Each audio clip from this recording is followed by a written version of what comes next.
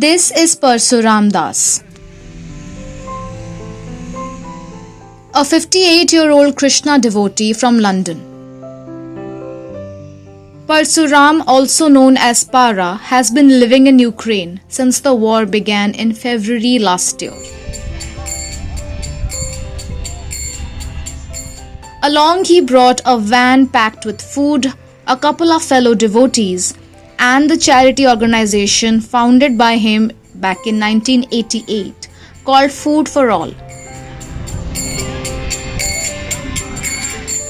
They took shelter in a Krishna temple in Kherson and have been cooking khichdis and feeding pakoras to fellow Ukrainians and refugees ever since. We're now in Odessa. Last night, massive bomb destroyed this building. It also destroyed the Polytech behind me. And we're doing the meals for all the rescue workers, for the police, the firemen, the ambulance, and so it's an honor to be able to help out in such times of desperate need.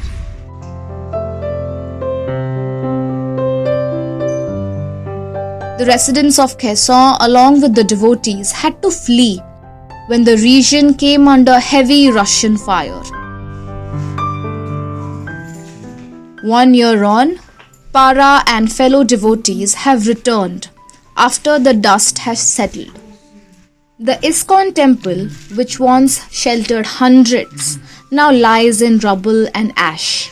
You can hear the bombs dropping outside, and it'll be a while before devotees can come back to this temple.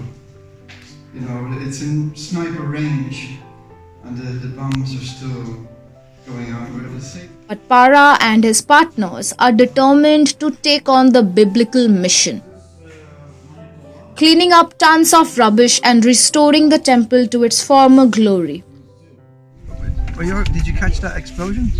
Maybe. So Hare Krishna, it's the first time back in the temple, and there's explosions everywhere, but still, the local devotees, he's going in to clean up the temple now. There's a chance of there being booby traps.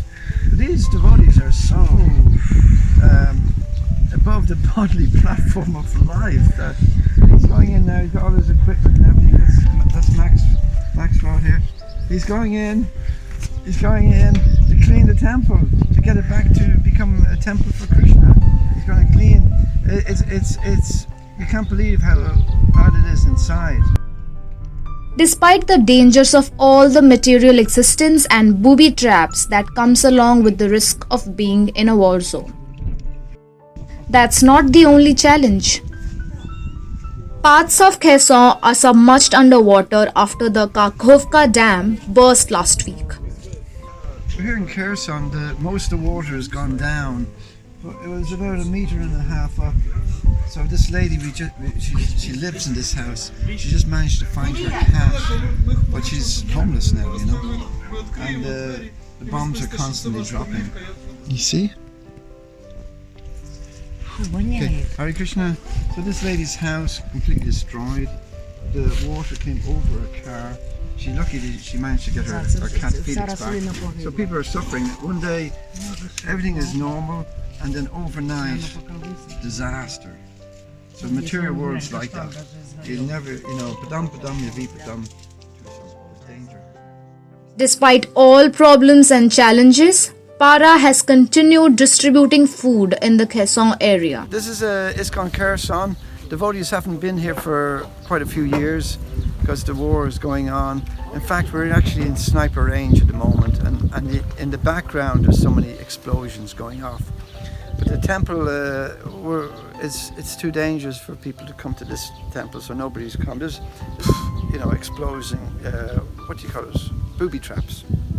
Because the Russians were using the Russians were using it as for living accommodation for themselves. So, Hare Krishna. He and his fellow bhakts have courageously kept the mission alive and flourishing. And he hopes that the war will encourage people to look for a spiritual path and be less materialistic.